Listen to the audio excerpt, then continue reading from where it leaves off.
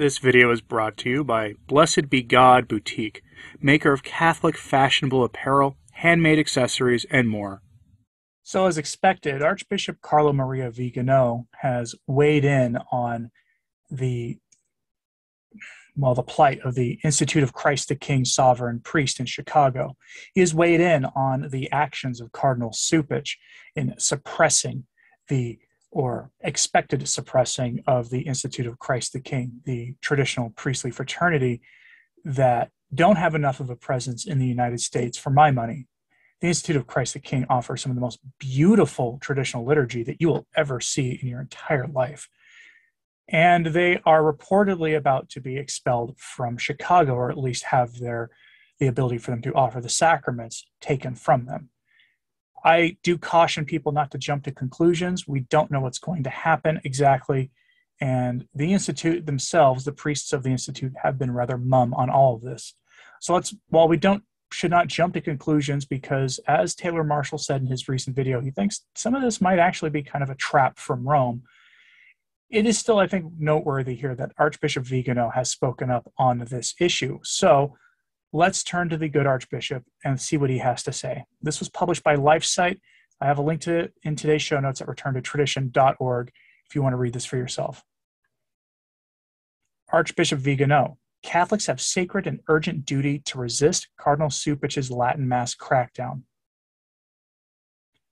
Cardinal Blaise Cupich, with the bureaucratic authoritarianism that distinguishes the officials of the Bergoglian Church, has ordered the canons of the Institute of Christ the King Sovereign Priest, who carry out their ministry in the Archdiocese of Chicago, to suspend all public functions in the ancient rite beginning at the end of the month of July, revoking the faculties granted to them in accordance with the motu proprio Summorum Pontificum.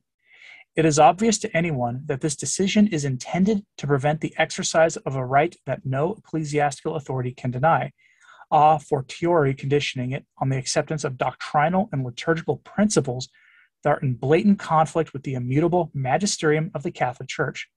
Indeed, every baptized person has the right to attend Holy Mass and to be administered the sacraments in the form that Benedict XVI's motu proprio Summorum Pontificum acknowledged may never be abrogated. Depriving the faithful of Chicago of their right is a very grave abuse, and the fact that Cupich's decision is tacitly approved by the Roman Sanhedrin adds to the embezzlements of the ordinary confirmation of a broader plan intended to cancel throughout the entire Catholic world the sign of contradiction, that is, the Apostolic Mass.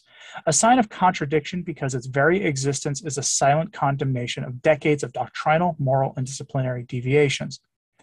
It is no secret that Bergoglio has a hatred of tradition, and he does not miss any occasion to deride and discredit those who want to remain Catholic and are not willing to apostatize from the faith.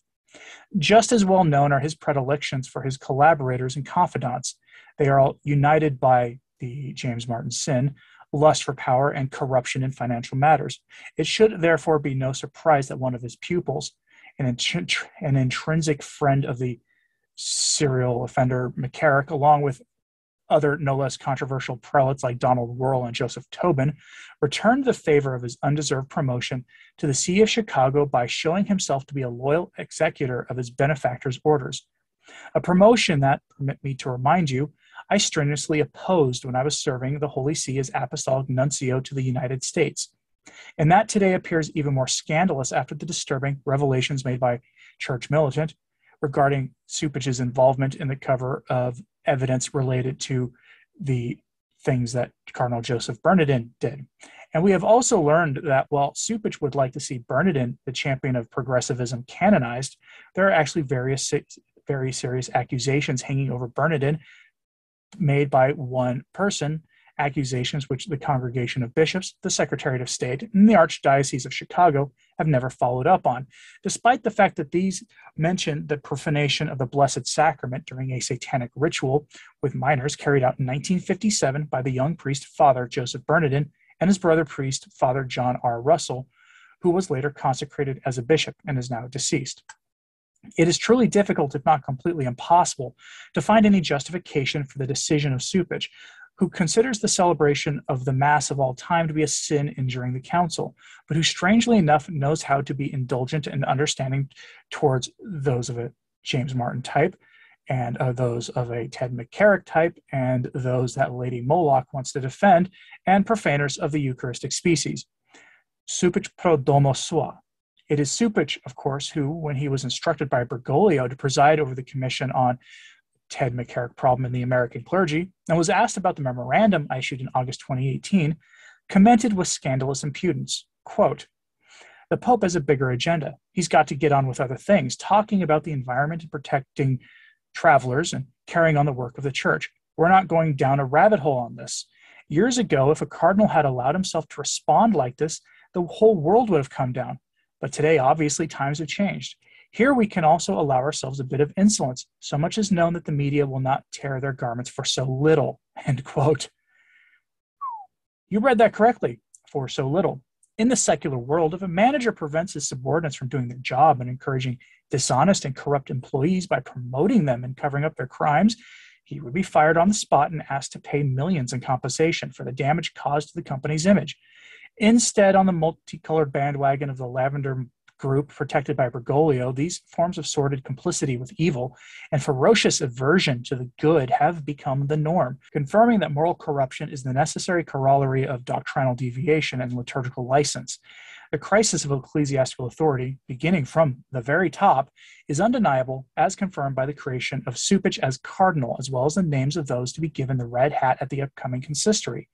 If in temporal matters civic rulers who are obedient to the embedded government make use of corrupt officials to carry out the silent move of the restarting civilization over, at the same time on the ecclesial front we see that cardinals and prelates who are no less corrupt and who are obedient to the embedded church, with Bergoglio's placet, they are beginning the subversive plan of Vatican II to completion, which is destined to lead to the religion of humanity yearned for by the stonecutters.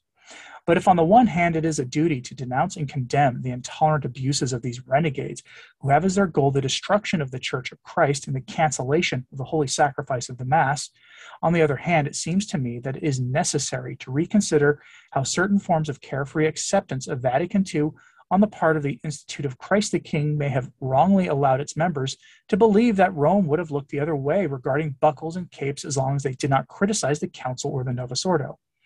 This shows us that beyond the impromptu ceremonial connotations that are a bit too ancien regime, which, however, are very modern in Chicago and in general throughout the United States, it is the Tridentine Mass in itself that is a formidable profession of faith and an unflinching refutation of the patched-together Reformed liturgy, whether it is celebrated by an old parish pastor or a newly ordained priest, regardless of whether he wears a Roman fiddleback or a medieval chasuble.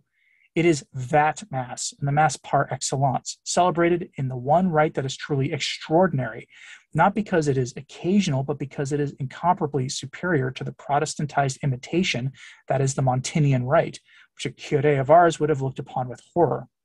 This Mass, the Mass of the Holy Church, the Mass of the apostles and martyrs of all times, our Mass, this is the Mass that truly causes them scandal.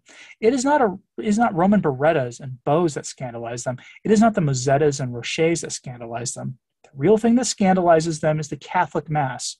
And this is what they rail against with the rage of heretics, the same people who preach welcoming and inclusivity, which applies to everyone without condition, except for good priests and faithful laity. In reality, this ought to be enough to convince us to totally ignore the last dying wheezes of a hierarchy that is blinded in both intellect and will because it is alien to grace. This umpteenth show of strength by Cupich, who is cynical and ruthless towards the faithful, even before the canons of the Institute of Christ the King, can constitute a healthy moment of reflection on the many omissions and equivocations that need to be clarified, especially in the matter of acceptance of the conciliar mens and the Bergoglian magisterium. I trust that the canons of Christ the King and all the Ecclesia Dei institutes will be able to see in these days of trial a precious opportunity for purification, courageously witnessing to the necessary coherence between the profession of faith and its deep expression in the Mass, and the consequent irreconcilability between these and the doctrinal and liturgical deviations of Vatican II, because it is not possible to celebrate the Mass of St. Pius V and at the same time to accept the errors of its enemies. Cupich knows this well, and this is why he wants to prevent the celebration of that Mass. He knows how much that Mass is a very powerful exorcism against the servants of the devil, both those who wear mitres and those who do not. He knows how immediately that Mass is understandable to anyone for its supernatural sense of the sacred and divine, the mysterium tremendum of Moses before the burning bush, and how that Mass opens the eyes of the faithful, warms their hearts, and enlightens their minds. After decades of unspeakable torments, the faithful are finally able to approach the majesty of God, to be converted, to change their lives, to educate their children in holiness, and to spread the faith by their example. What could be more desirable for a bishop who's truly a shepherd of the sheep entrusted to him by the Lord? And what could be more detestable for those who want to see the sheep be torn to pieces by wolves or fall into the abyss? The faithful, the lay faithful, priests and bishops have the sacred and urgent duty to rise up against the decisions of these completely discredited characters and to demand, without yielding an inch, that the venerable Tridentine liturgy remain an inviolable bulwark of doctrine, morality, and spirituality. We must obey God rather than men, especially when these men have demonstrated by their reprehensible conduct that they do not love either God or their brothers in the faith. Signed, Archbishop Carlo Maria Vigano, 20th of July, 2022. And there you have it, a rousing letter from Archbishop Carlo Maria Vigano, issued just the day before yesterday, late in the day. I recorded this as soon as I saw it. I knew this was going to be a banger, and you heard it for yourself. But he's right. We have a duty to God before we have a duty to men. That is simply the truth. And what have we seen in our time? The faith is reduced to a sentiment in a lot of cases, that is reduced to material works. And that we see this all the time, unfortunately, in your typical parish. How many times have you heard sermons on the latest political thing du jour going on out there, usually slanted severely towards one side, although I'd be just as upset if it was slanted towards the other side? How often do we hear that? Hear it pretty frequently. How often are the prayers of the faithful or the prayers of the Pope during the new Mass often very just materialistic? All too often. Go look up his prayer intentions. They're published every month. You'll see what I mean. Do you think Cupich should be, or do you think that rather that Vigano, what he says here towards the canons of the Institute of Christ the King, do you think they should heed what he's saying here? That they should, in essence, what he's saying to them is that they should ignore Cupich and carry on. Let me know what you think about this in the comments, please, how likely you think that's going to be. And like and subscribe if you haven't. It really does help. Share this on social media if you can. That helps as well. And as always, pray for the church. I'm Anthony Stine. Ave Maria.